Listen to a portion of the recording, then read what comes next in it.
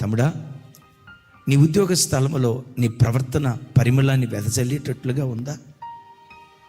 నీ మాట తీరు పరిమళాన్ని వెదజల్లేటట్లుగా ఉందా?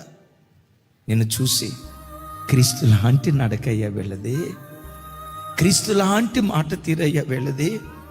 మనకలాగా పోకిరిగా ప్రవర్తించేవాళ్ళు కాదు, మనకలాగా అల్లరచిల్లరగా వీధులకెక్కి కొట్లాడుకునే వాళ్ళు కాదు.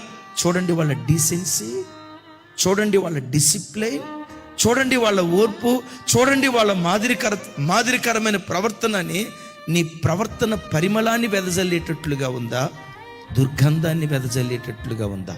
ఒక్కసారి ఆలోచించు. ఒక మాట అడుగు, దేవా, పరిమళాన్ని వీచే ప్రవర్తన నాలో కనపడినట్లుగా నన్ను బలపరిచాయా. ఒక మాట అడుగు. ఏమడుగుతావో తెలుసా?